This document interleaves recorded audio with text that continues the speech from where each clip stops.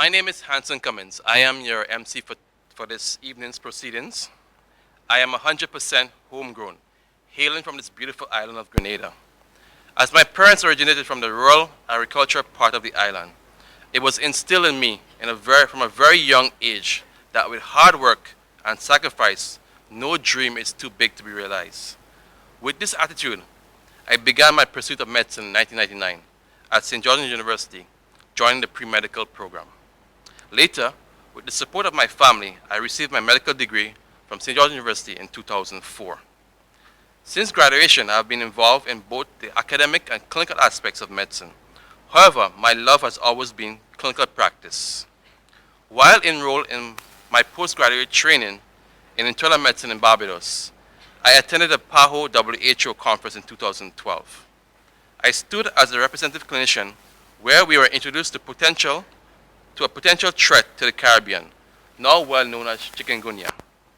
In the capacity of representative clinician, I delivered numerous lectures on both chikungunya and dengue to healthcare personnel and also to the general public.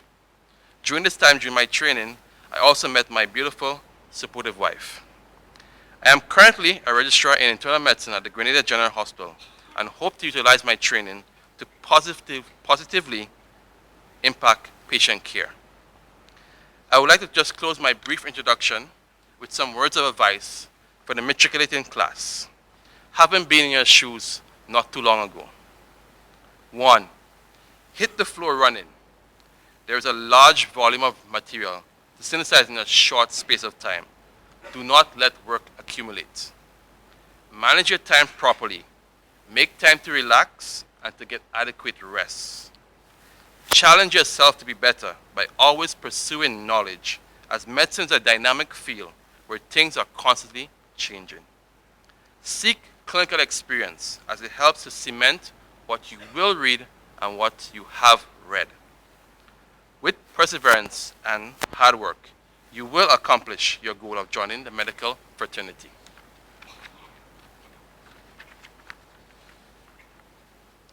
It is now my great pleasure to introduce Dr. Charles R. Modica, Chancellor and Chairman of the Board of Trustees of St. George's University. Dr. Charles.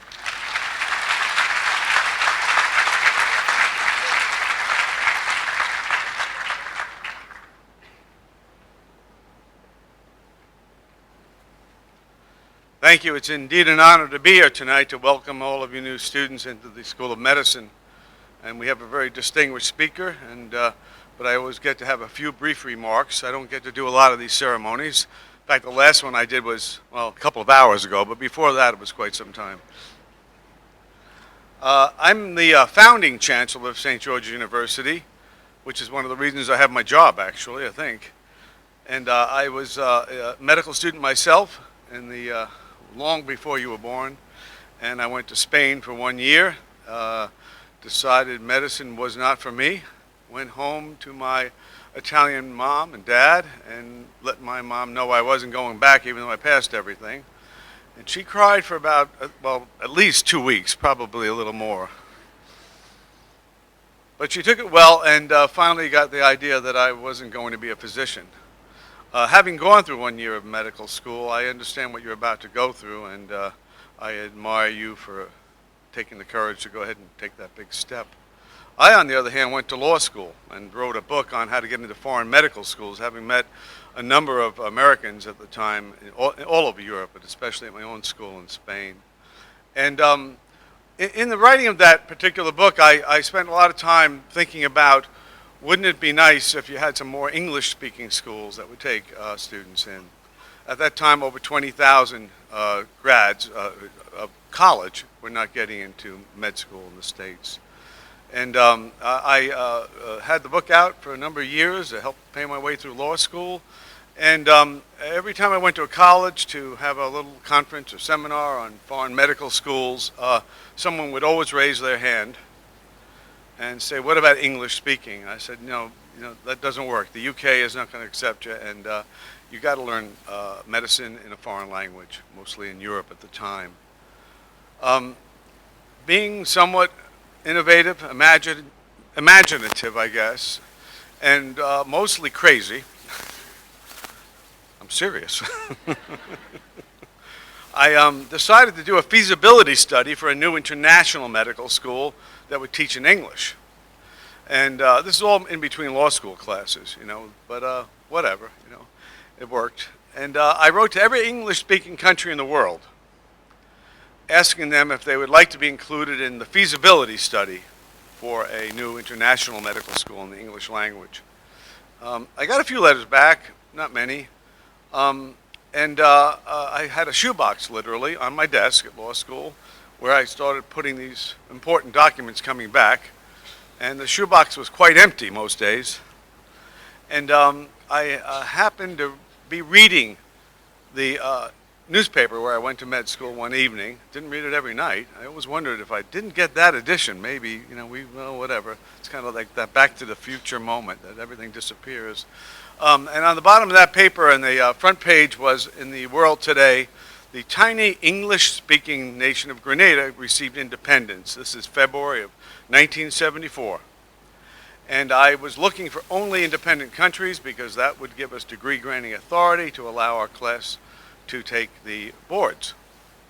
Well, I went all out. That shoebox was empty far too long, and something you probably wouldn't understand in the world of emails in your generation, but there was a thing called Western Union and telegrams in those days. It's a little after stagecoaches. I'm not that old. Come on now. And I sent Grenada a congratulatory telegram. And only a crazy guy in law school at 26 years old would do this. Looking back at it now, at the time I thought it was sheer genius. And I basically started off the telegram with the Foreign Medical School Information Center, which published my book, wishes to congratulate Grenada on its newly achieved independence from Great Britain.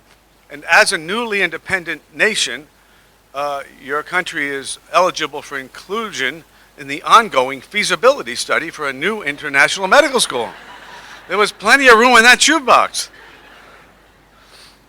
About a week later, that telegram paid off.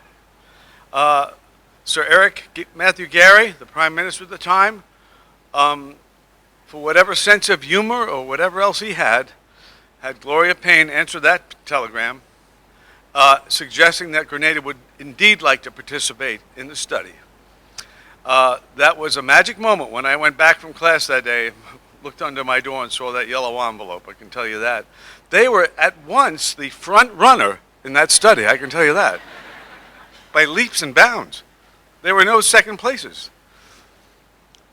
Well, about 2.5 years later, I managed to convince my dad and many business associates and friends to fork up a little bit of money, a lot of hope, and fund this thing. And we had the first class of medical students come into being in January of '77. So this marks the 29th anniversary of us getting that charter. From the point of the charter to the first class was 5.5 months. Today, if we get a new master's program, it takes about 2 years, by the way, but when you're a one-man operation, things speed up very quickly for some reason, I got to tell you. And I was already out of law school, so the clock was burning. And that's our very humble beginning. And I tell you that story because A, it's truthful, B, it's absurd looking back as an adult. Now I am kind of an elderly guy, I guess, in a way. But at the time, I never had a doubt that it wouldn't work. I never had a doubt that an English-speaking school would allow students to excel and study medicine instead of language.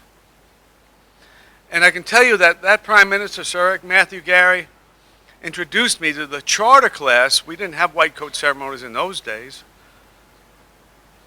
And it was at Government House. I was 29 at the time now. I grew up a little bit. And the charter class average age was 29.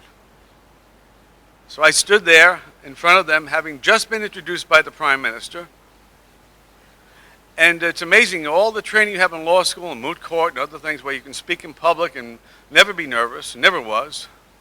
That day was a different day. I had 216 new students. The Prime Minister introduced me as the Chancellor of this new university, and I looked at 216 faces of absolute horror. and realize that, if this is going to work, we're going to do it as a team, with mutual respect, not based on age. And it worked. The first class actually was so prominent in the founding of this school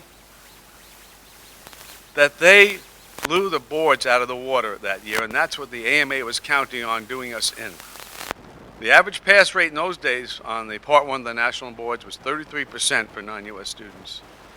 I had told our students I thought they'd double it, mainly because of learning in English. We had a great faculty of 6 that started with us. One of them is still with us today. Dr. Rao, your Dean of Students, was a charter faculty member, by the way, and 2 years younger than me, so he was junior. And that year, when the 33% pass rate was the average for the foreign schools, and I had hoped to hit 66, we hit 80. And by some fluke,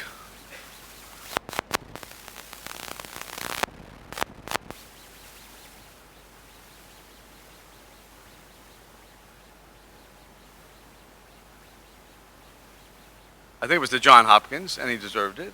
In fact, 1/3 of the charter class transferred to U.S. schools. It put us on the map, though. They worked hard. Trust me, if you have your lights go out or something, they rarely had the lights on.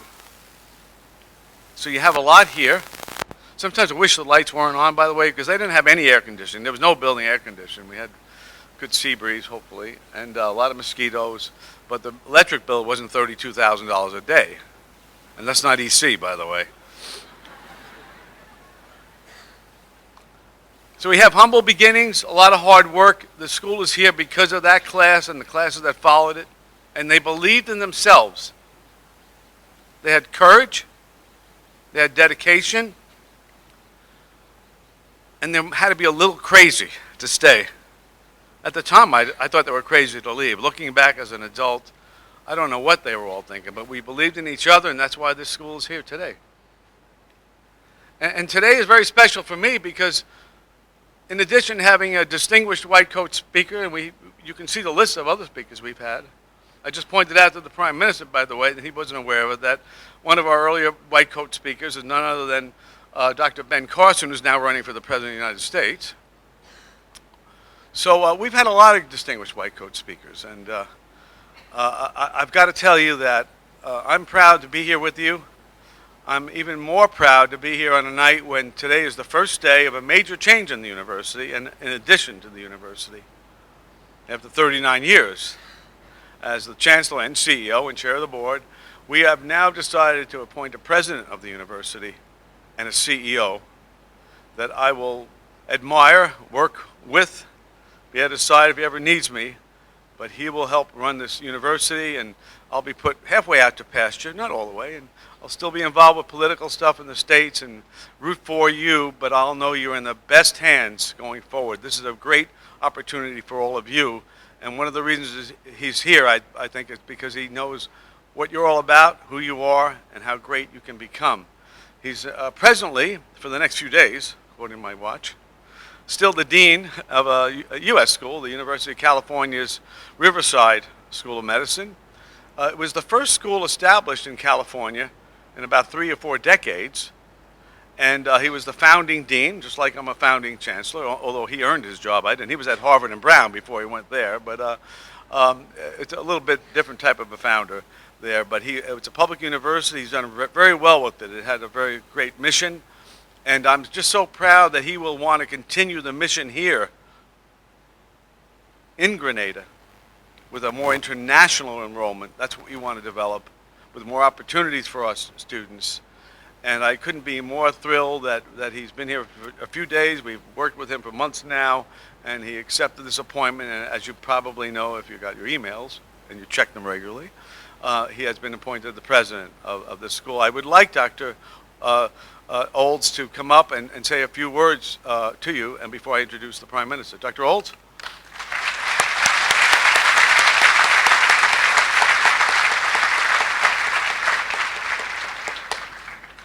Well, thank you, Chancellor.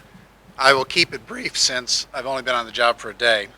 I would also like to introduce my partner and my wife of 36 years, my lovely wife, Jackie, who's here with me today.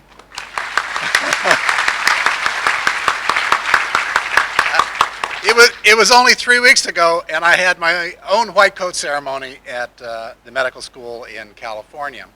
And I will tell you the same thing I did there, welcoming a newly minted medical students. When you don your white coat, it is not only the symbol of our profession, but it is also an important reminder of the very special character that our society places on doctors in training. And it is a great privilege to put on a white coat and to begin your career in caring for patients, which you will do for your entire career. I wish you the best of luck, and I couldn't be happier to be here as your new president. Thank you.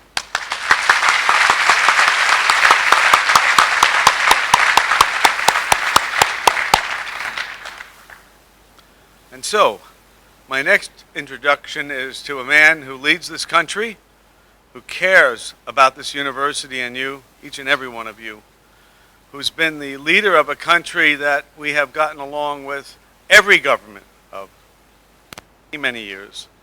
But there has been no better relationship, and there have been no, as I always say to Dr. Mitchell, we have never had a more significant relationship in terms of the building of this university than under his governments.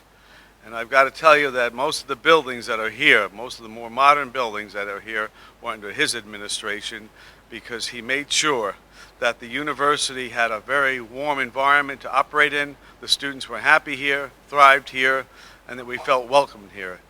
And his government and all the people associated, Mr. Steele, Minister of Health, and all of the other people here mean a lot to you individually and to the university, and his leadership is second to none. Dr. Mitchell, if you could say a few words, I'd appreciate it.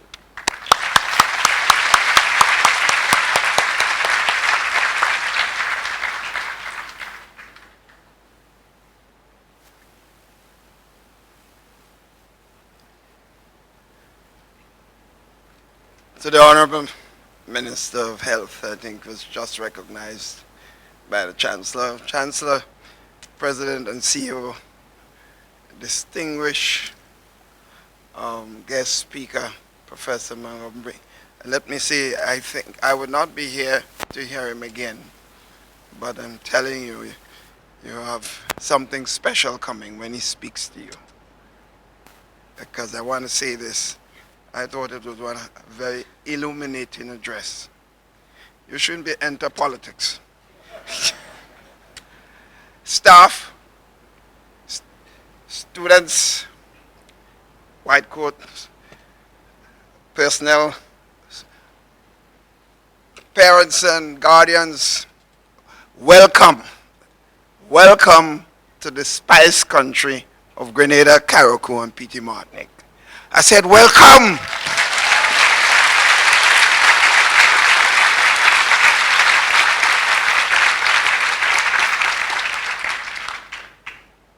Spice does something special for you, you know. It increases your energy in every respect. But friends, let me say this. I am particularly appreciative of the fact that you've chosen Grenada and St. George's University for this important part of your career.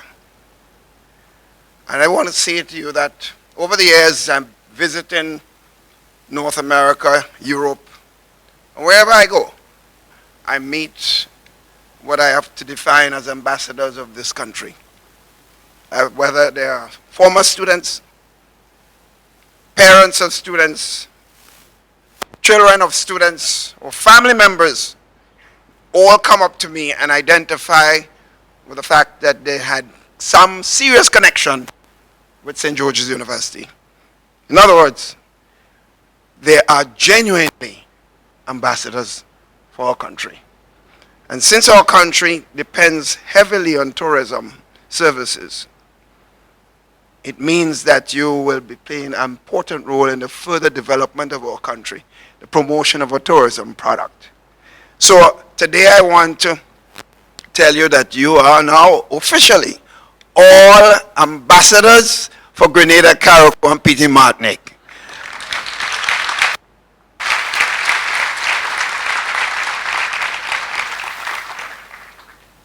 I also want to say to you, I remember I became Prime Minister of this country the first time in 1995, right? It's a long time ago, but it wasn't continuous because they gave me a sabbatical in 2008. And you know what sabbatical is, right? But they quickly realized that they need me to get back into the classroom in 2013. And I remember in 1996, when those of you who probably know, we have annual heads of government meeting of the CARICOM community, all the countries in the region, the prime ministers meet. And we discuss issues related to the entire Caribbean. And I mentioned St. George's University, and I got a tongue lashing from my colleagues. How dare I mention this foreign university? I stood my ground.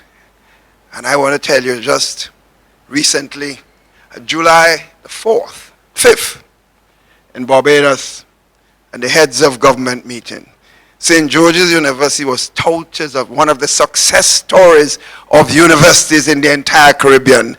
St. George's University, give yourself a hearty round of applause.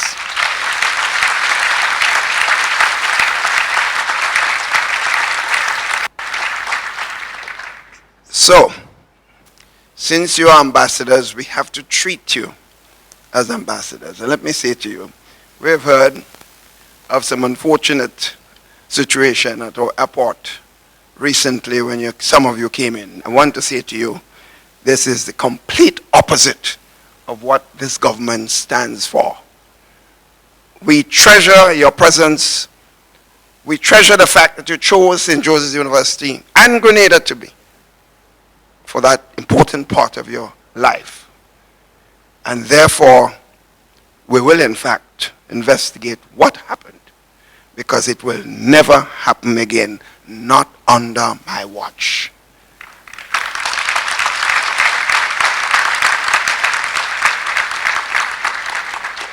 So, ambassadors, do your work. Promote the spice country of Grenada, CARICOM, Petit Martinique. I thank you again for your presence here. All the best.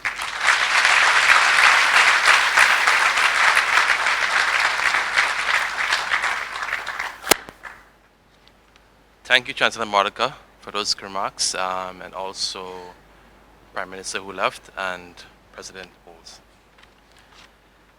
The Arnold P. Gold Foundation created the White Coat Ceremony in 1993 to promote humanism in medicine. St. George's University School of Medicine initiated its own White Coat Ceremony in 1996, long before many other U.S. medical schools. In 2003, the Gold Foundation founded the Gold Humanism Honor Society, which is an international society dedicated to the promotion of humanism, professionalism, and ethics in the medical practice and education. SGU annually inducts new members into its chapter of Gold Humanism Honor Society. SGU's chapter of Gold Humanism Honor Society envisioned and established the humanitarian student organization in 2009, through which medical preclinical students can engage in services, activities for their communities with the support from the Gold Foundation. 2014 member names are listed at the back of your program. These inductees are presently doing their 4th-year rotations, and we honor their embodiment of Gold Humanism Honor Society ideals and their efforts to provide humane, caring, and professional patient care.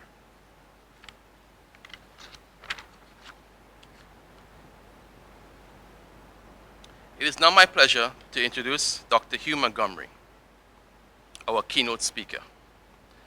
Dr. Hugh Montgomery is a man of many talents: academia, clinical practice, and leisure.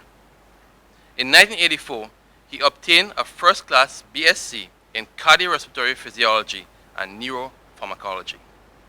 He graduated from Middlesex Hospital Medical School and obtained his higher research degree from University London in 1987.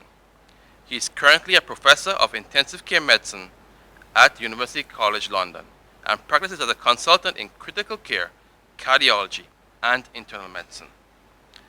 Dr. Montgomery leads a research group in cardiovascular genetics, which has published over 100 articles in journals like Nature, The Lancet, and also the New England Journal of Medicine.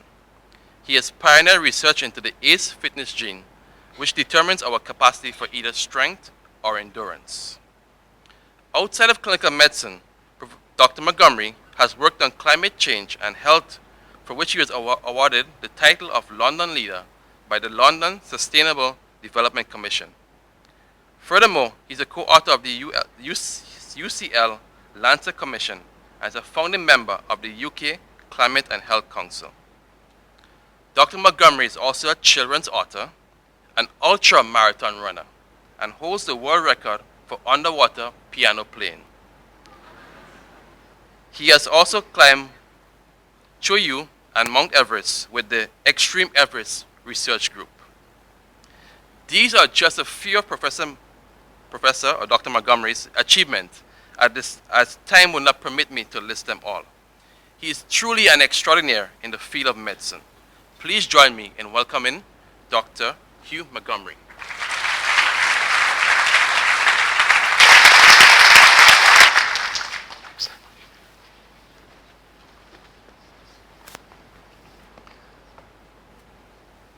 Well, good evening. I'm going to use this little microphone here because I made a mess of the last one. So there you are. I've got a list of all the people I'm meant to thank here because we've got chancellors, Prime Minister himself, ministers, presidents, provosts, vice provosts, deans, professors. And I'm truly grateful to them for the invitation to speak to you today and for the hospitality we've been shown, because my family sitting down at the front there, we arrived in this lovely country 2 weeks ago, and we've enjoyed the hospitality of the nation here, professional and otherwise. We've enjoyed all the fabulous food there is to be eaten, and we provided nutrition for every form of biting insect known to humanity, I think, as well. You can read me in Braille now. So my gratitude to that, but I'm going to ask that the distinguished guests at the front allow me to now totally ignore them, because my role being here today is not to speak with them at all. They're the admirals of the fleet. They fought the battles. They've created greatness. But you, the students here today, are launching your own careers as captains now into clinical medicine. And I had to give some thought as to what I might say today. And it occurred to me that it wasn't my role to tell you where you should be going, because I don't know where you're going to navigate your ship, whether you're going to be in reproductive endocrinology or forensic psychiatry or neurosurgery or any realm of other different things. In fact, probably some destinations we've never heard of because medicine evolved so quickly. All I can hope to do, perhaps, is to give you some suggestions from my 34 years in clinical and research life of the way in which you might steer your ship, the principles you might hold to, and the way in which you might manage your crew and those that you meet along the way. And so that's what I'm going to try to do in the next 20 or so minutes. I've divided this up into sort of 4 sections. I'm going to deal with humanity, firstly. I'm going to deal with knowledge, secondly. Then I'm going to deal with ignorance and skepticism. And finally, I'm going to deal with the issue of motivation. Not how do you get where you want to go, but what makes you want to go there in the first place. So the first part I'm going to start with is humanity, and it begins with my father. My father was raised in a very poor fishing community in the north-east part of Ireland. And his father was a ship's captain in the days of sailing vessels, and they were poor. But they saved every penny they had to put the 2 sons through medical school, as many of your parents will have done to get you here today. And he repaid that debt with a life of service in gratitude for the debt that he'd been given. And he worked as a paediatrician.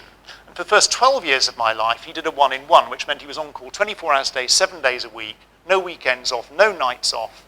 And he had 2 weeks off a year when they got a locum in. And that was my life for 12 years with my father. And that meant that if my mother was busy and my dad got called in, we had to go too, because there were 3 of us and we quite rightly couldn't be trusted to be left at home on our own. There'd have been all sorts of trouble.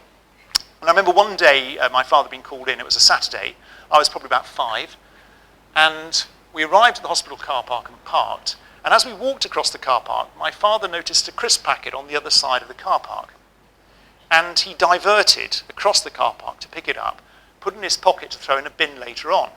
Now, I was only about 5, but I'd already worked out that my father was some sort of big shot at the hospital. You know, people seemed to do what he said, seemed to treat him with some level of respect. So I couldn't quite work out why this big shot should go and pick up a crisp packet. So I asked him. I said, "Dad, what do you do that for?" And he stopped and looked me in the eye and he said, "Son, there's nothing too small for a truly big man." Right, that's not a sexist thing, truly big woman as well. That's the first lesson I want to leave you with, because if you're going to achieve greatness in your careers, it will be not because you go for the big ticket items. It will be because of the small things you do for the patients and their relatives. The fact that you treat every single patient you see and every single relative as if they were your relative, your mother, your sister, your brother, your child, your lover. Treat them that way and you'll start correctly. And that doesn't have to be just medically. It can be on all the small things. So if someone needs an urgent scan, don't just shout at the radiologist down the phone, go and talk to them and try and persuade them why you need that scan. If the porters aren't coming because they're busy, roll your sleeves up and push the bed yourself.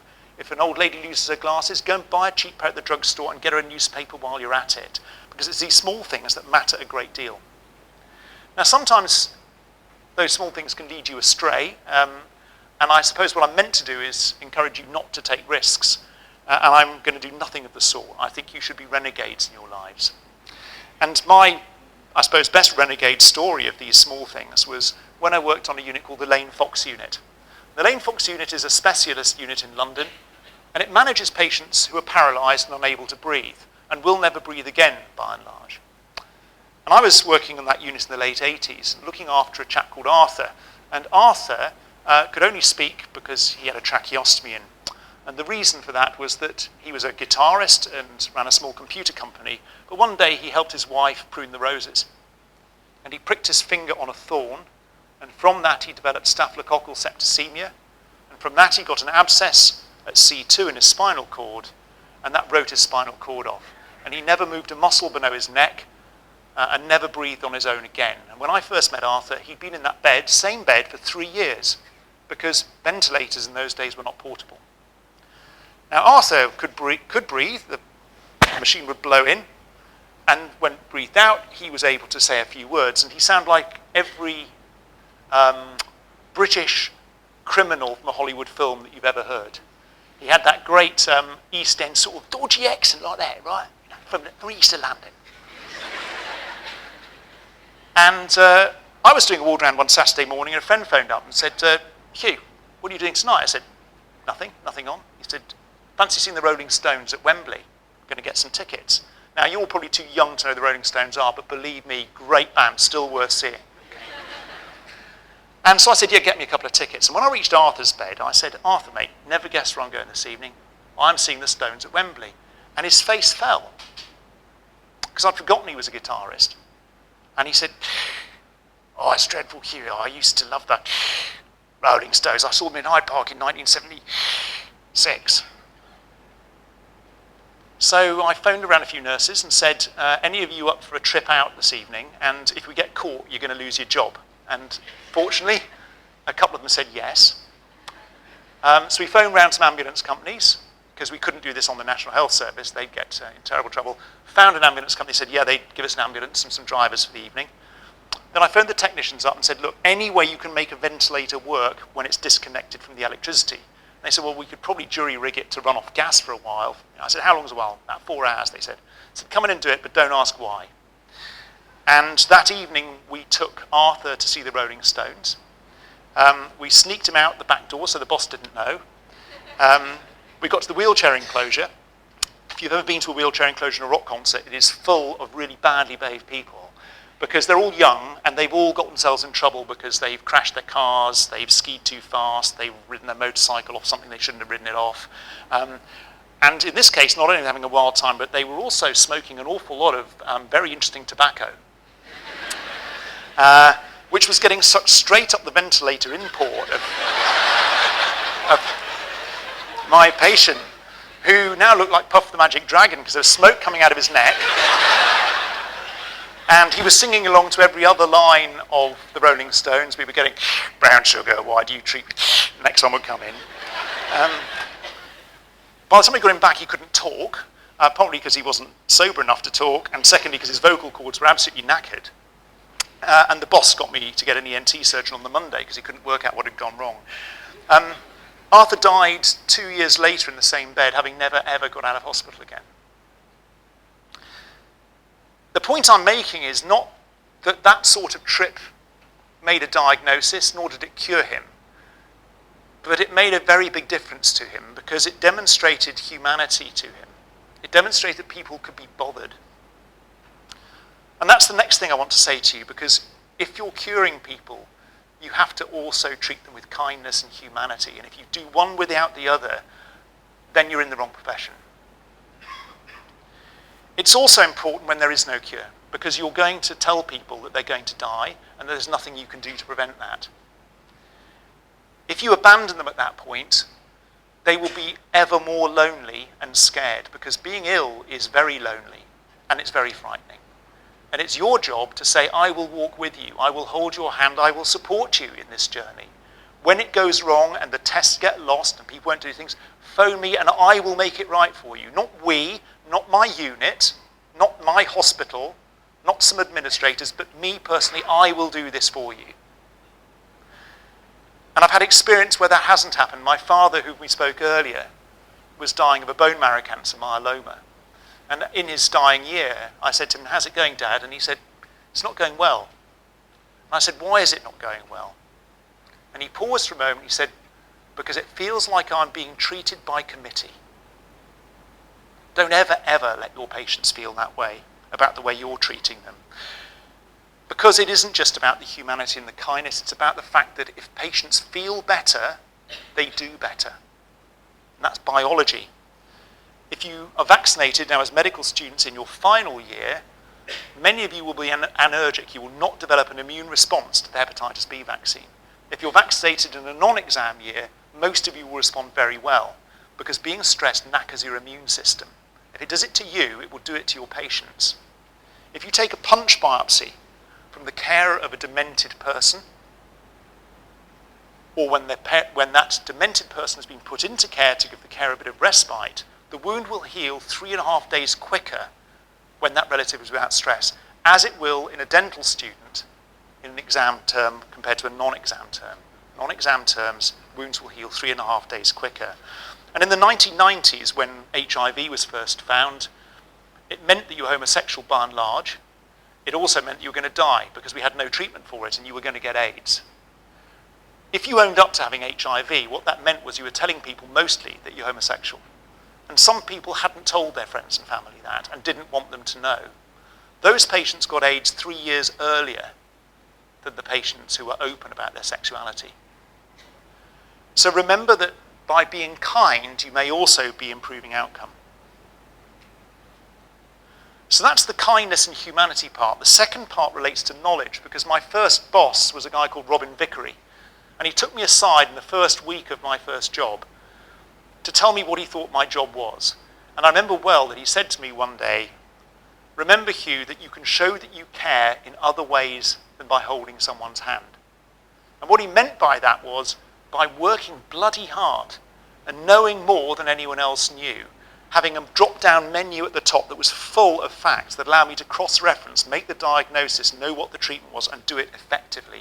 That's caring just as much as being empathetic. And if you do that, you're going to have a lot of fun. You're going to end up like House or Sherlock Holmes. Well, hopefully not quite as crotchety as House, but just as inspirational, because you'll start being able to make the connections very quickly, and it's enormous fun when you can see things no one else can see. And furthermore, you're going to find something quite spooky, and that is you'll develop a sixth sense. You'll start knowing things, being able to do things, but not know why it happened. And there's a quote attributed to a golfer called Gary Player. It's probably attributed to every other golfer as well. But the story goes that Gary Player had landed in a bunker and he couldn't see the hole. And he'd taken a look and he got his sand and he hit it and the ball popped out straight down the hole. And his caddy said to him, "Mr. Player, that was lucky." And Gary Player looked at him and said, "Yeah, it's a weird thing," he says. "I find the more I practice, the luckier I get."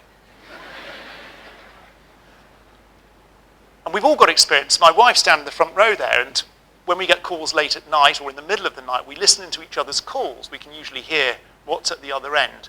My wife's a paediatrician. She's not an adult intensivist.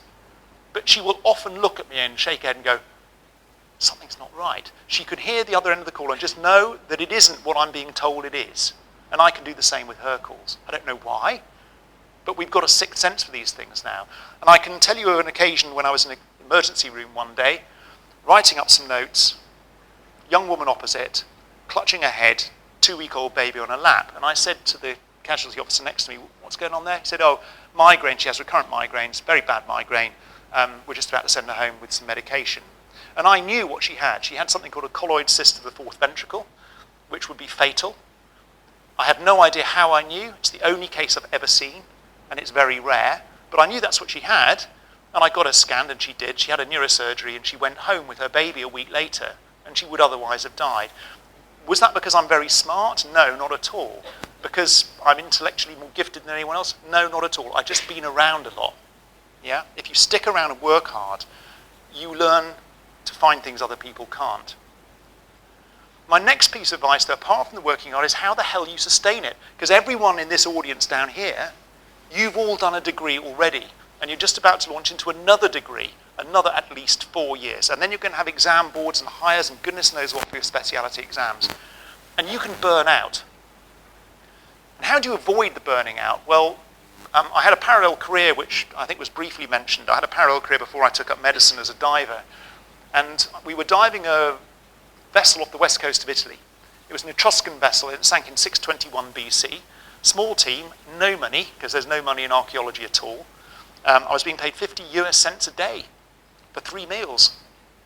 And we lived in an abandoned building with no windows and no door and no security, no beds, hard concrete floors, no running water, no toilets. The toilet was the hillside, outside. There was a lovely fig tree over our building, which the rats used as their toilet. But I've never been happier. We were diving the most extraordinary wreck, beautiful clear water. We were lifting porcelain that had been underwater for 2,500 years, and we were playing wooden flutes that had been played for 2,500 years. The next year, a new team member arrived. He was absolutely horrified. No water, no security, no doors, no beds, rats peeing all over the food, toilets on a hillside, dangerous work, everyone starving on 50 cents a day. Appalling. Within a week, everyone on that team felt this was the worst experience they'd ever had in their lives. You may have already experienced this, but my advice, therefore, if you're going to maintain your passion in medicine, is to avoid the pessimists. They will plague you. They will infect you. They will drag you down. You've got to surround yourself by enthusiasts, people who still love going to work. And my wife and I are both fortunate enough that on most days, we wake up and think, great, another day at work, how fantastic.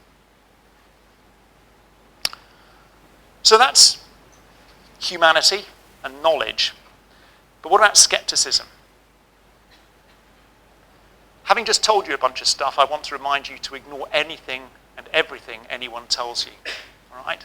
Measure everything I've said to you and I'm about to say to you and anything anyone else ever says to you with a skeptical eye and reach your own conclusions.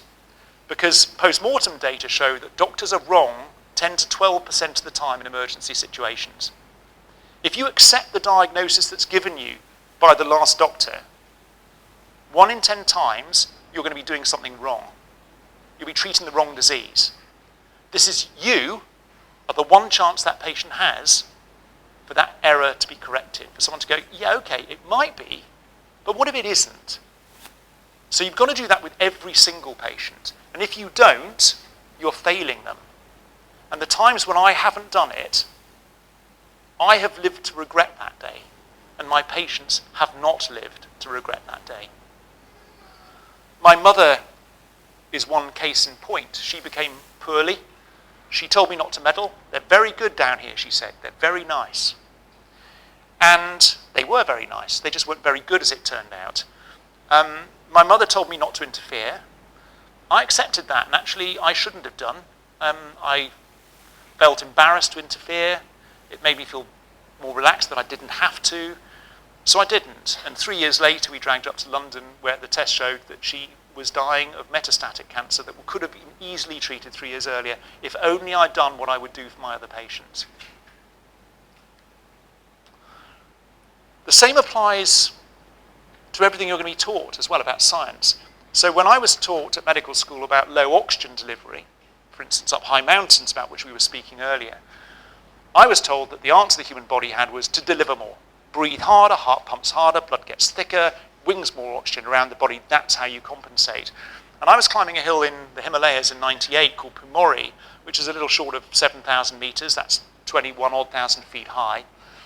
There was an emergency, someone rattled the tent in the morning and said, "Are you the doc?" And I said, "Yeah, I guess I'm the doc." And he said, "Well, my friend's dying. Can you help?" This was an Australian. And this woman was right, her friend was dying, or trying to die. So I did what we needed to do and ended up having to make a very rapid descent down the hill. And with a storm coming, I had to make my own way back later that day. And I ascended that route in 35 minutes when it had taken me a little over 5.5 hours the day before. And it was at that point I realized everything I'd been taught about oxygen delivery was wrong. Because I couldn't be breathing any harder, my heart couldn't pump any harder, my blood couldn't have got thicker in a day. It had to be something about the use of oxygen. That's where this expedition to Choi Oyu in 2006 came from, and Everest in 2007, where we showed that's right. Your body adapts by switching off oxygen use, improving its efficiency of use, not by trying to deliver more. We then took that to intensive care patients, showed the same thing, and have changed our management radically. Only now do we realize how many patients we've killed, how many people I killed in the 34 years of medical practice by trying to drive more oxygen delivery to people with low oxygen delivery. I've killed, the body count is substantial. And I only wish that I and others had had the nerve to question what our masters and mistresses had told us before. And I'd strongly advise that you do just the same. Final 2 points then. On the issue of skepticism, I'd just like to remind you that we don't know everything. There's some things we know nothing about at all. And one of those is this mysterious thing called the will to live. And the story I'll tell you briefly is of a woman called Liz Murphy. That's her real name. She died in 1986 when I was doing my first job, and she was 88, and she had a heart attack when she was out ballroom dancing. So you can already get the measure. This was a pretty feisty woman. And we got on terribly well, but she became sicker and sicker, and ultimately something catastrophic happened and she lost consciousness. I thought she'd die there and then, but she didn't, and the next morning she was still there. The next morning I turned up and said to the nurses, "Is Liz gone?" And they said, "No, she's still there." I said, "For goodness sake, that's 3 days now." The next day, "Has Liz died?" No, Liz is still there. And after nearly a week, I realised that this might be something more to Liz's hanging in there than I'd expected. So I went to sit with Liz and I said, "Look, Liz, I don't know why you're still here. You should be dead by now. But if you're doing it for me, you don't have to. You're not letting me down by dying. You are allowed to die. You aren't letting me down. But it has been a pleasure knowing you. But do go if you want to go." And she died there and then. And I've seen this many times before. An elderly woman in 98, church organist, who declined all treatment at one point. And I went up and said, "Okay, I'll write that in your notes so no one bothers you again." And she said, "Are you not going to kiss me goodbye?" And I said, "I'm just going to go and write your notes." But I gave her a kiss, went and wrote in the notes, and she was dead when I got back. Because people can decide on what's going to happen, and I don't know how that works. Right, last bit, we're on the home straight. And to liven up, we're going to have a quiz. There'll be a short test on everything I've told you so far, and if you don't get it right, you're all kicked out. So the question is really about what's motivating you to do what you're going to do. So we're going to have a show of hands, I'm going to give you 4 options, and you can vote for all of them, all right? Because most people's decisions in life aren't driven by just one thing. They're driven by a whole bunch of stuff. So by all means, put your hands up for any combination of these things about why you want to do medicine. So, for those of you doing medicine, who has got even the smallest component that it was partly to please their parents or family, that the family sort of expect them to do it? Okay? Partly was for me. My dad was a doctor, my mum was a nurse. I think a small element was that. Okay. Who wants to do it because it's a high status job? You could have gone to Harvard Law, you could have been a CEO of a top company, but no, you want a hard-hitting, top-end job. Who wants a high-status job as part of the driver? Okay, that's some of you. Nothing wrong with that. Who's doing it because they want to get loaded, get rich?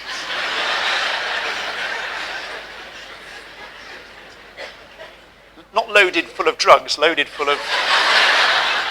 There are those opportunities, I think, as well in medicine. But who's doing it for money? Who wants to earn a good salary? Okay. And the killer question they ask you at every medical school interview in London is, who's doing it because they want to help people? Okay. That's most of you. What I'm just going to leave you with the thought of is, I want you to give thought during your careers to how you want to help people, because there are 3 ways in which you can do this. The first is by looking after individuals and their relatives, right? Diagnosing them quicker, treating them better, curing them faster, comforting them when they're dying, relieving their distress, supporting their families. That's perfectly reasonable. And you can do that at scale. You could be Mother Teresa of Calcutta. You can go and look after people one by one and make their lives better. And the ripples that you make from those splashes in the pond will spread. That's fine. But just if you're going to do that, decide that that's how you want to help people. Because your other choice might be to work with the Minister for Health at the front here and do population health or epidemiology, which is the landscape of your country, to treat people better en masse. So you might want to go for that. But I'd also remind you that most suffering in the world is not from rare and complex diseases readily treated by Western medicine. Most suffering in the world comes from poverty, it comes from inequity, and it comes from conflict. So if you really, really want to help people with the big ticket items way of doing it, you might want to think about your role in politics or in economics, in national or state politics, in international politics, in world banking, because these are things that make an enormous difference, and your voice is important. And I have one very good friend, Timmy, who is making a great difference in the World Bank by bringing a human voice from a doctor to the banking sector. So that's where I'm going to finish. A quick reminder then, work hard, of course. Enjoy working hard, surround yourself by positive people, and run a long far mile from people who are negative. Question everything you're taught, believe no one, question every diagnosis, and treat every patient as if they were a family member, with compassion, humanity, and kindness, because it will make a difference. Aspire to greatness. Remember that we don't know half what we think we know. And I'll leave you with one quote from, if you're a Brit, a very important person from the Second War called T. Lawrence of Arabia. And his book, 7 Pillars of Wisdom, is worth a read. And I'll give you the first and last sentence from the introduction he wrote to that book. And the first and last sentences are, and excuse me again, this is not sexist, men, you can read men or women, but he wrote, all men dream, but not equally. Beware those who dream with their eyes open, for these are dangerous men. So I encourage you to dream with your eyes open, and I wish you all the best in your studies and in the pursuit of those dreams. Thank you very much indeed for listening.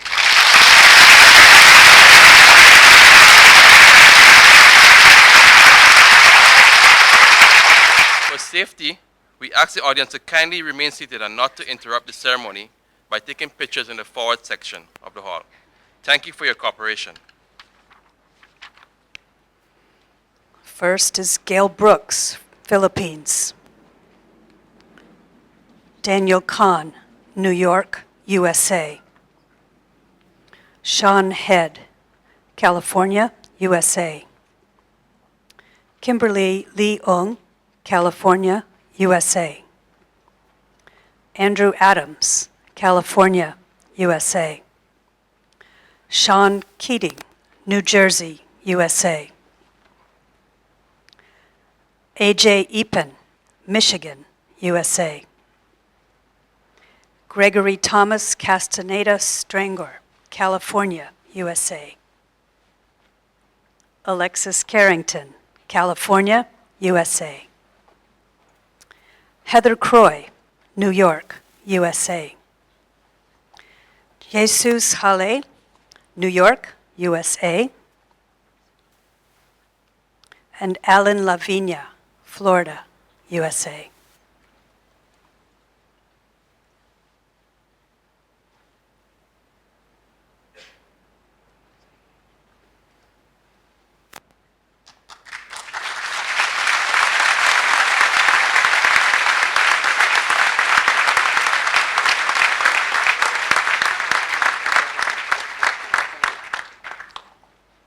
Osaye Lawane, California, USA. Samantha Degan, Trinidad and Tobago. Diksha Cherti, Bhutan. Bhavan Chitta, Virginia, USA. Hussam Hamoud, New Jersey, USA. Kalyan Cunero, California, USA. Jason Lowther, Cincinnati, Ohio, USA. Tinu Abraham, New York, USA. Caitlin Serges, Georgia, USA. Ritu Chakrabarti, Pennsylvania, USA. Kachel Juanita Johnson, Georgia, USA. Gregory Carroll, Connecticut, USA.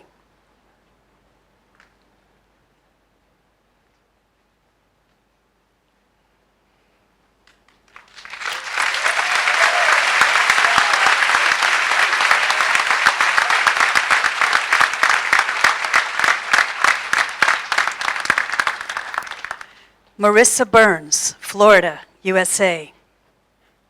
Carissa Lackey, New York, USA. Christopher Artega, Florida, USA. Braveen Mutukukan, New York, USA. Melanie Krongold, New York, USA. Nicholas Boer, New York, USA. Charles Caltagirone, New Jersey, USA. Saad Aburgheb, Jordan. Melody Lowe, Guyana. Adanique Aline, Trinidad and Tobago. Tahira Bascom, British Virgin Islands. And Sadie Isidore, Trinidad and Tobago.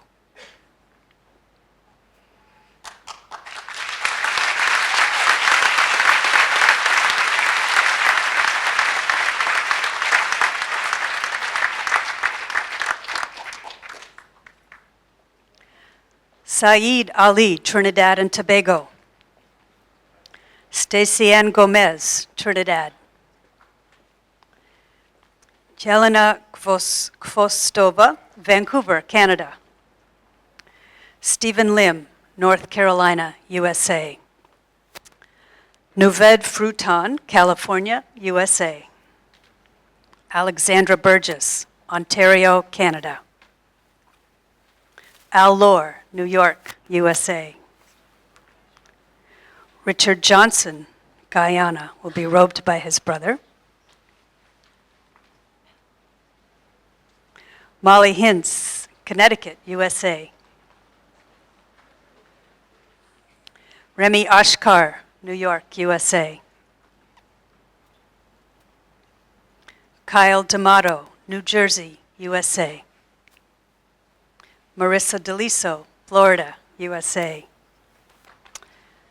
Asia Happel, Pennsylvania, USA.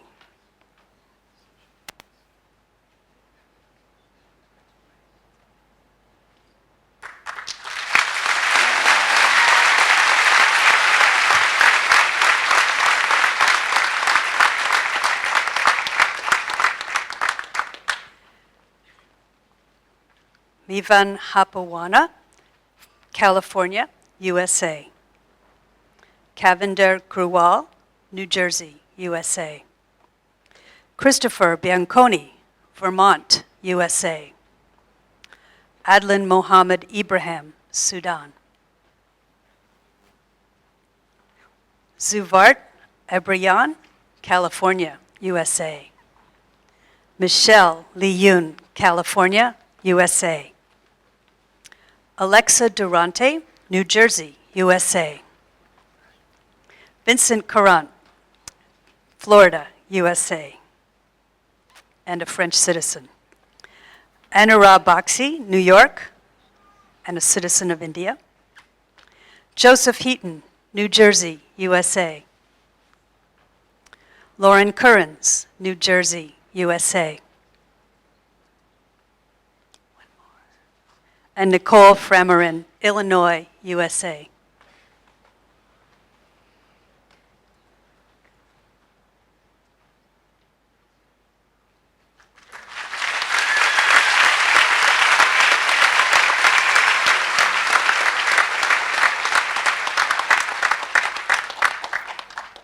Michael Leeds, New York, USA.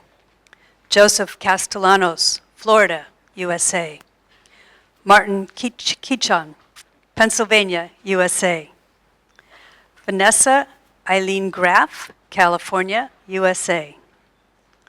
Mallory Castillo, California, USA.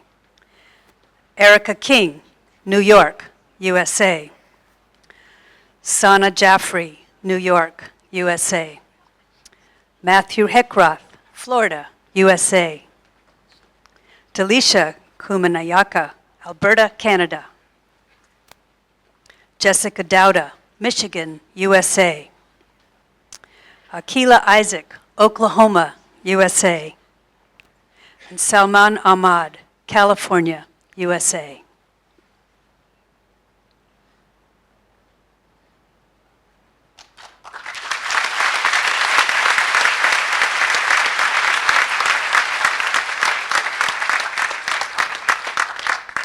Gabrielle Labou, New Jersey, USA.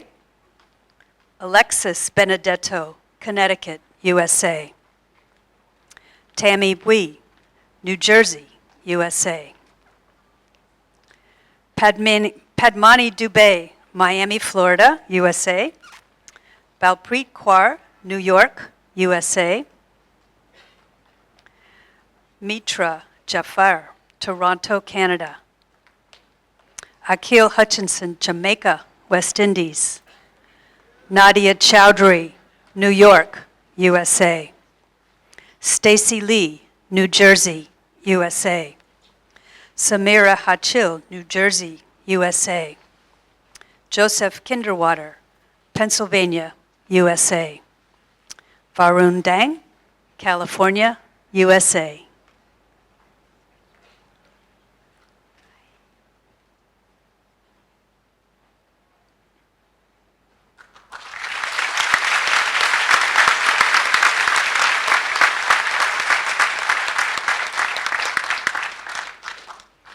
Ana Lizette Hernandez, California, USA.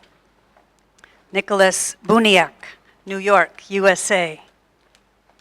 Maya Huskich, Utah, USA. Thomas Chedid, New Jersey, USA. Sarang Kumar, Illinois, USA. Tiffany Hu, Vancouver, Canada. Irene Chen, New York, USA. Lawrence Yusuf Goriel, Michigan, USA. Thomas Lambert III, Connecticut, USA. Caroline Kumar, California, USA. Phoebe Abraham, Texas, USA. And Prabjot Gurawal, New York, USA.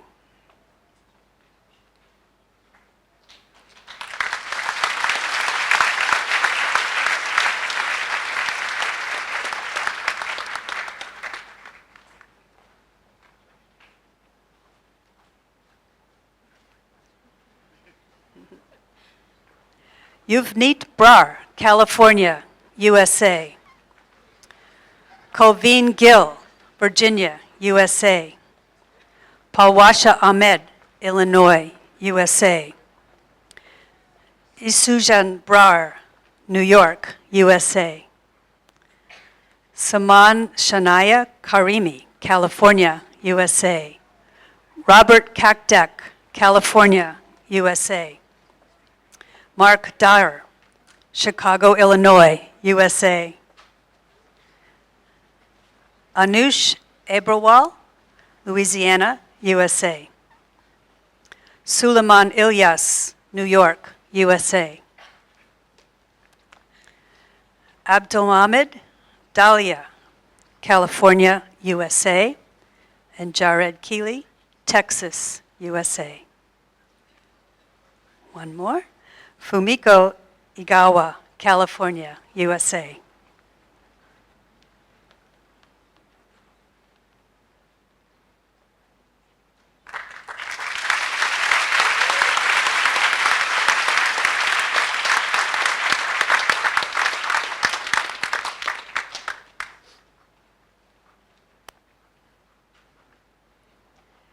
Hasan La, Florida, USA. Matthew Philos, Michigan, USA. Colin Anderson, Arizona, USA. Christopher Hemsley, New Jersey, USA. Marau Jaha, Maryland, USA. Ann Job, New York, USA. Jennifer Jang, Alberta, Canada. Benjamin Shiai, California, USA. Dustin Blodgett, Tennessee, USA. Byron Patrick Crane, Delaware, USA. Radim Jacob, Florida, USA. Paiman Banaka, Maryland, USA.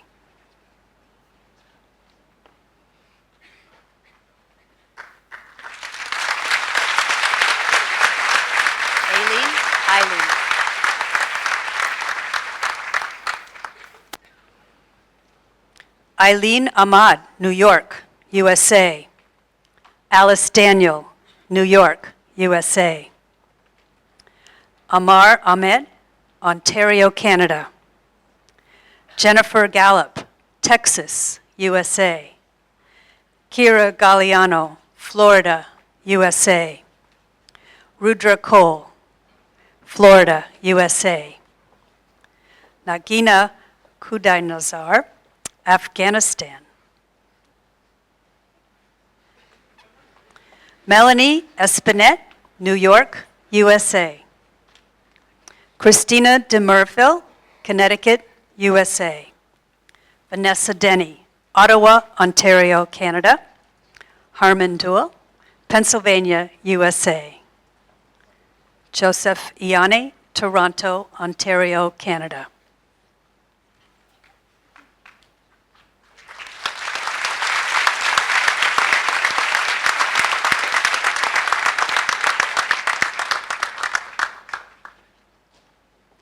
Syed Adil Ahmed, Texas, USA. Brian Diaz, Virginia, USA.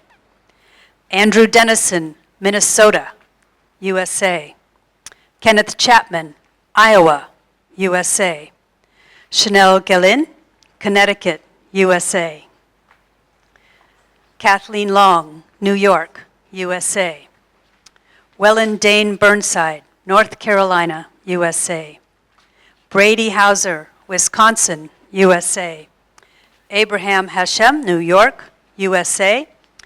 Mustafa Atris, Arizona, USA. Baron Ecoledo, Texas and Nigeria. Aishwarya Iri, New York, USA.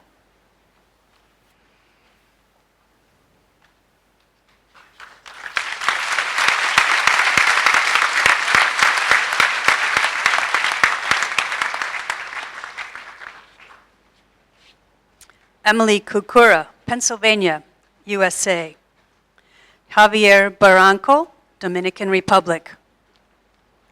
Sydney Asselstein, Ontario, Canada.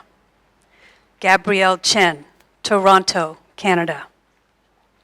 Casey Kamak, Louisiana, USA. Danielle Kochen, Toronto, Canada. Perry Fumoso, New York, USA. Fumoso. Paige Dubin, California, USA. Amaya de la Peña Poros, Florida, originally from Cuba. Maria Carla Canizares Otero, Florida, USA. Vernica Garrington, Trinidad and Tobago. Anjali Godasara, Maryland, USA.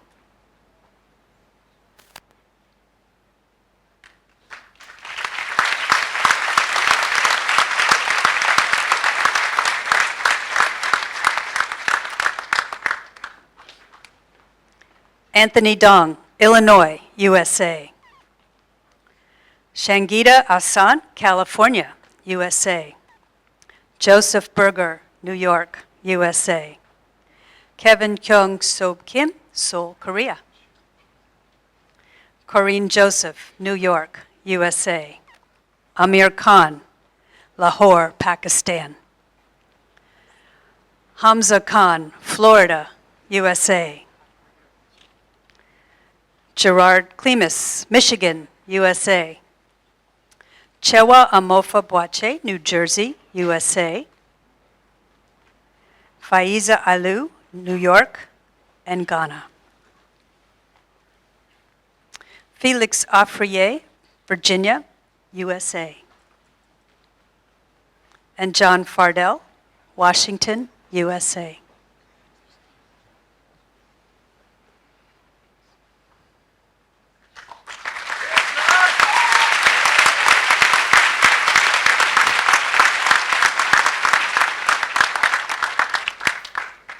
Joseph Barsa, New Jersey, USA.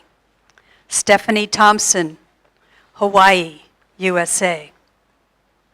Dan Candia, New York and Romania. Jeremy Kerr, New Jersey, USA. Eladio Camarillo, Indiana, USA. Andrew Bacha, Ontario, Canada. Bianca Dubovan, Ontario, Canada. Lisa DeRose, Ontario, Canada. Jacqueline Harvey, New York, USA.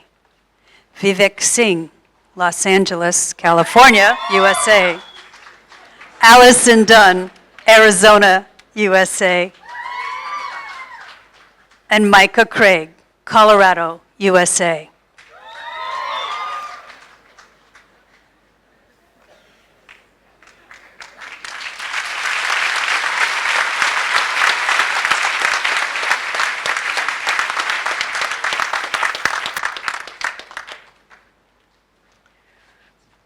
Mood Kalaya, Ontario, Canada. Sahil Patel, New Jersey, USA. Sheldon Cade Warren, Florida, USA. Tran Cow, Texas, USA. Kelly Wright, Florida, USA. Simi Patel, New Jersey, USA. Arna Landwehr, Oregon, USA and Germany. Stephen Michael Hernandez, New York, USA. Samuel Kurian, New Jersey, USA. Krupa Gandhi, New Jersey, USA. Jal Damania, New Jersey, USA. Raghu Gautam, Pennsylvania, USA.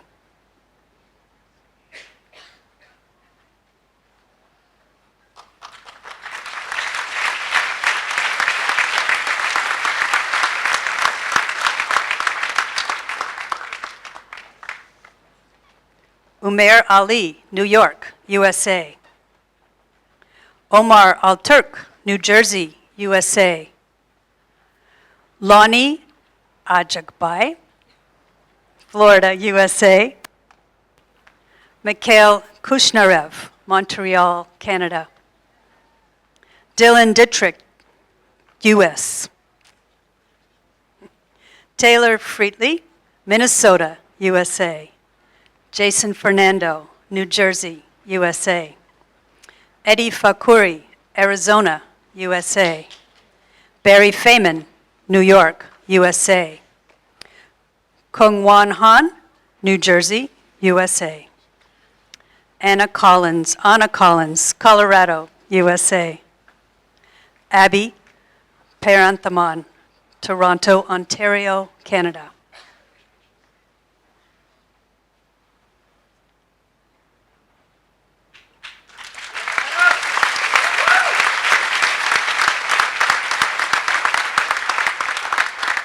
Harshil Jasra, Windsor, Ontario, Canada. Bryshawn Hanley, New Jersey, USA. Matthew Kaluza, Alberta, Canada. William Michael Ermelich III, California, USA. Ryan Anderson, California, USA. Hannah Boot, Ontario, Canada. Natalie Berger, Basel, Switzerland. David Husband, California, USA. Kanav Jain, India. Sarin Karakia, California, USA. Simran Gill, Toronto, Canada. Sanjay Krishna Jyotikumar, California, USA.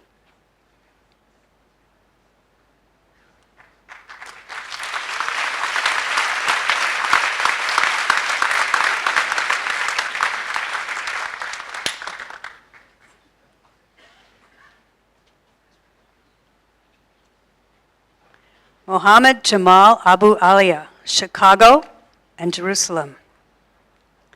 Brittany Bebout, Alabama, USA.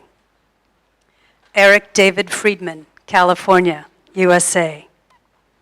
Benjamin Kahn, New York, USA. Tatiana Echeverny, Columbia. Saad Arshad, Pennsylvania, USA. Alina Hussein, New York, USA. Rami El Sawa, New York, USA. Nafiz Khan, New York, USA. Rajiv Gunnis, Trinidad. Morgan Basanta, Trinidad. Pejman Kordbake, Michigan, USA.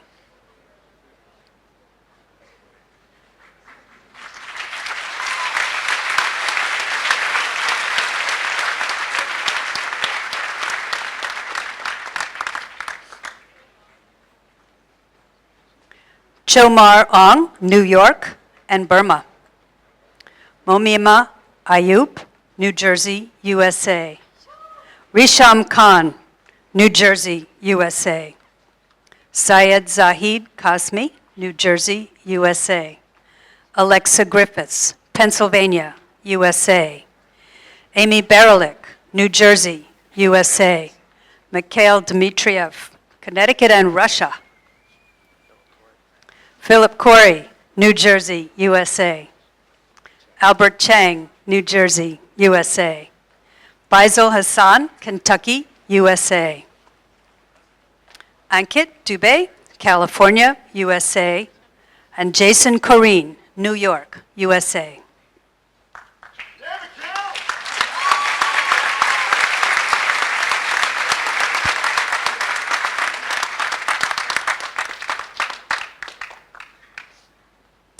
John Knight, Texas, USA. Allison Burkett, Arizona, USA. Margie Bouchard, South Carolina, USA. Muli Gandhi, Boston, Massachusetts, USA. Brian DeSantis, New York, USA. Ninad Desi, New York, USA. Monique Duboulet, St. Lucia, West Indies. Sweta Kondaviti, Kentucky, USA. Ijane Holman, Florida, USA. Chloe Kindred, Florida, USA. Leah Fisher, California, USA. And Shay Kusravi, California, USA.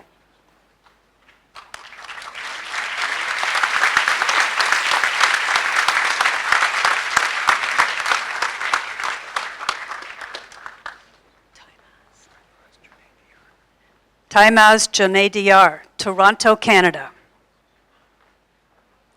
Elizabeth Ukambi, Illinois, USA. Florinda Islamovic, New York, USA. Robert Hung, New Jersey, USA. Jonathan Ariatanam, New York, USA. Amir Abusif, Cairo, Egypt. Mirabel Inyang, Nigeria. Candice LaMonica, New York, USA. Mi Hong Lee, New York, USA. Okiichi Vanessa, Arrow, Texas, USA.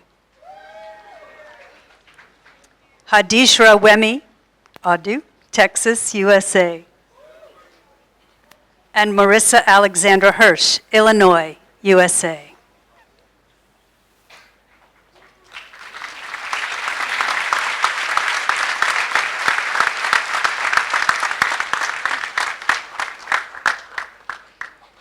Cornia Naziat Khan, New York, USA. Iris Almanasid, Florida, USA. Mitali Gupta, California, USA. Jonathan Lieberman, Florida, USA. Tiku George, Illinois, USA. Awad Khan, Connecticut, USA. Surum Chatu, Tennessee, USA. Benjamin Burson, Missouri, USA. Ryan Benson, Louisiana, USA. And Kayla Engstrom, New Mexico, USA. Viprit Junjua, New Jersey, USA. And Alice Basin, New Jersey, USA.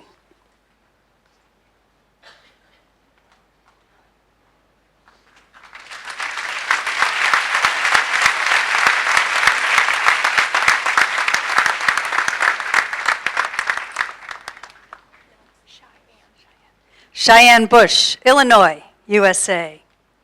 Mark Azmi, California, USA. Taram Batu, California, USA. Alan Dong, Florida, USA. Nancy Dang, California, USA. Gilbert Chen, California, USA. Fallon France, New York, USA. Ion Diodi, Stella Etir, Nigeria.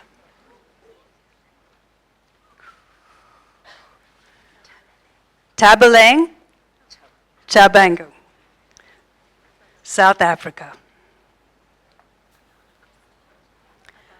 Adana Christine Campbell, New York, USA.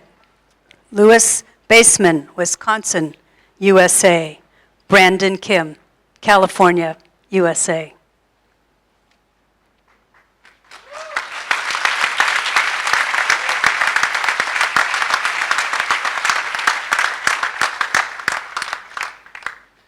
Kendrick Doe, California, USA. Shilpa Devana Gandhi, California, USA. Aniket Arora, Michigan, USA. Youth Kuhn, Massachusetts, USA.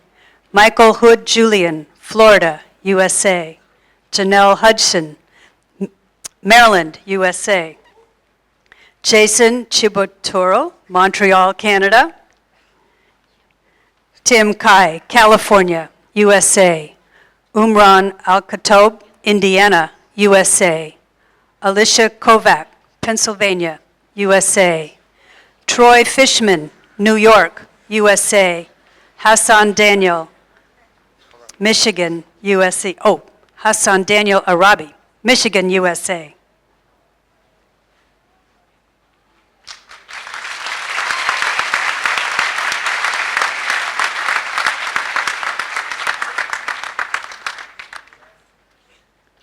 Brittany Corso, New York, USA.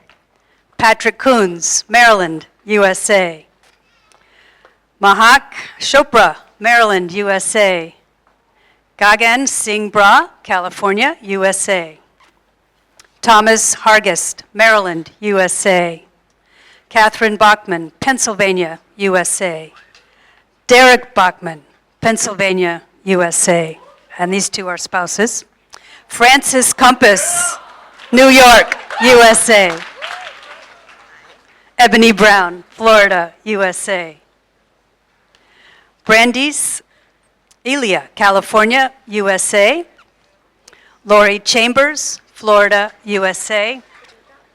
Pujita Koluri, India.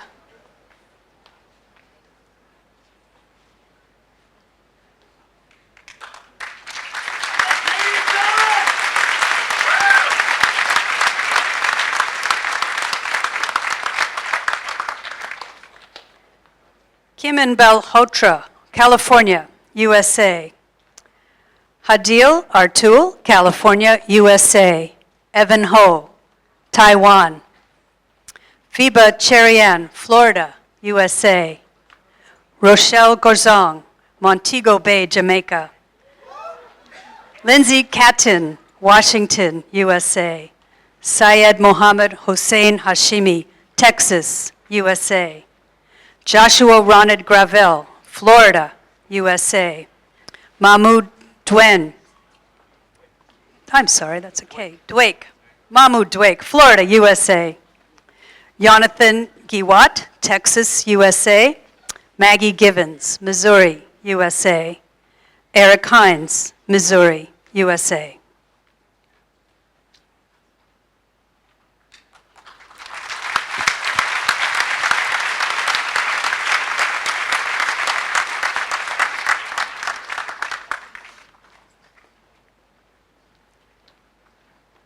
Joseph Baguette, Connecticut, USA.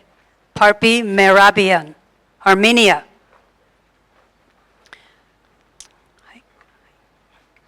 Haik Kukasian, Armenia. Sohil Gidanian, California, USA. Paul Doucette, California, USA. Francisco Diaz, California, USA. Harshita Colon, Hamilton, New Zealand. Ketia Gillette, Haiti and Florida. Kara Bornstein, Massachusetts, USA. Randolph DeLorenzo, New York, USA. Jesse Lyons, New York, USA. Adam Akpinar, Philadelphia, Pennsylvania, USA.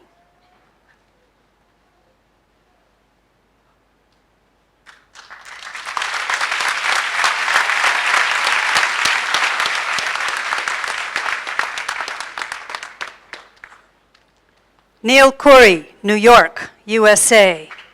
David Kelter, New York, USA. Joshua Kim, California, USA. David Klein, Alabama, USA. Kingsley Da, New Jersey, USA and Cameroon. Faizan Lakhani, Georgia, USA. Eric Brody, New Mexico, USA. Brandon Calavoda, Minnesota, USA. Ino Kennedy Krupnoff, New York, USA. Mustafa Laisha, New Jersey, USA. Victor Lemansky, California, USA. Vrinda Kaura, Ontario, Canada.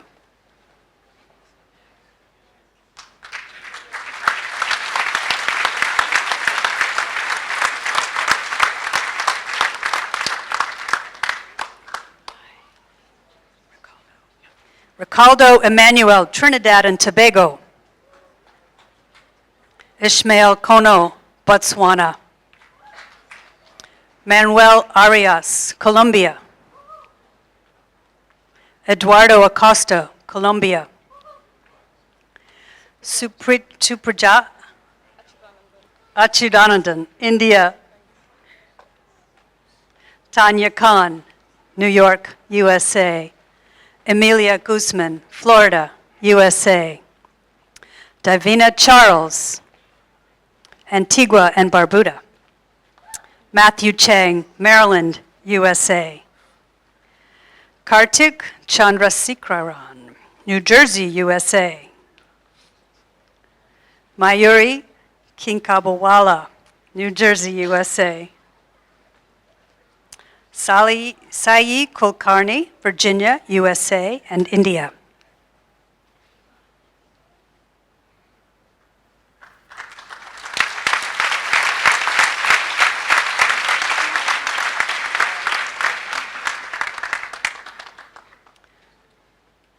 Fanlia, California, USA, and China.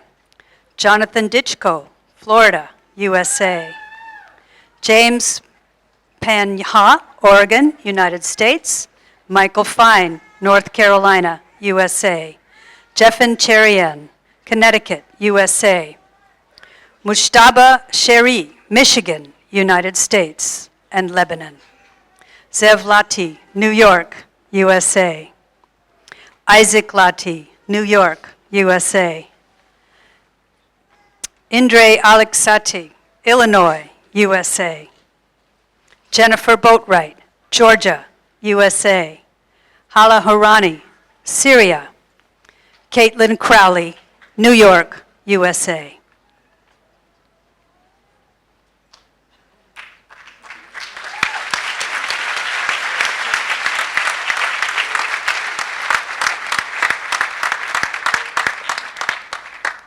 Smoothri Devalaraju, New Jersey, USA. Lauren Kime, California, USA. Charmaine Illigan, Illinois, USA. Jennifer Dagri, California, USA. Lara Gundi, New York, USA. Sarah Alazawi, California, USA. Miriam Alamgar, Pennsylvania, USA, and Pakistan. And Kate Alaman, Auckland, New Zealand.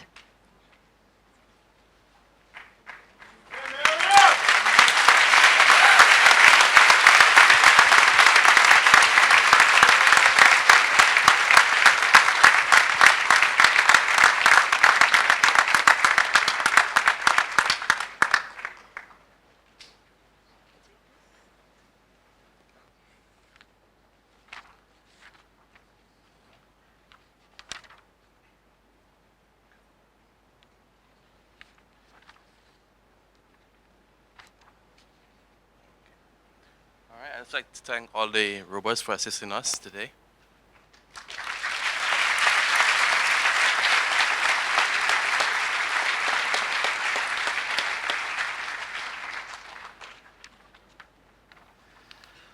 I must say this has brought back memories from me from 2004. But I must say that my class was about 260, so today's class seemed like we ran one of Dr. Montgomery's ultra marathons.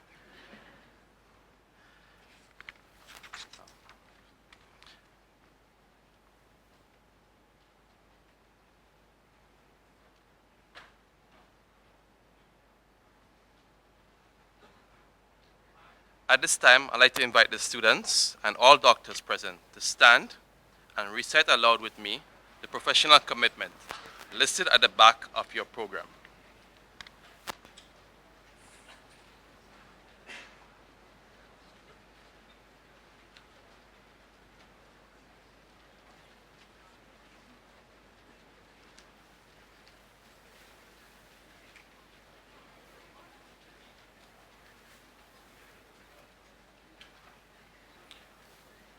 Today is the beginning of my medical education and training as a physician. I acknowledge my responsibility to continue the pursuit of knowledge and understanding until that day when I cease to be a practicing physician. I am entering training for a noble profession in which my interests must always be subservient to those who may seek my assistance. I must be ever conscious of the value my fellow health professionals and treat them with respect at all times. My classmates at St. George's University are now my colleagues, and I owe to them the same support and encouragement to achieve their goals as I hope to achieve for them. I will work alongside my colleagues and professors with tolerance, compassion, and honesty. I acknowledge my obligation to adhere to the University Honor Code and to conduct myself with integrity and in an ethical manner at all times henceforth. I shall do all within my power to show myself an example of all. It's honorable and good throughout my medical career. It is a privilege to have been given the opportunity to become a physician. May I be ever conscious of that privilege and never abuse it. Please be seated.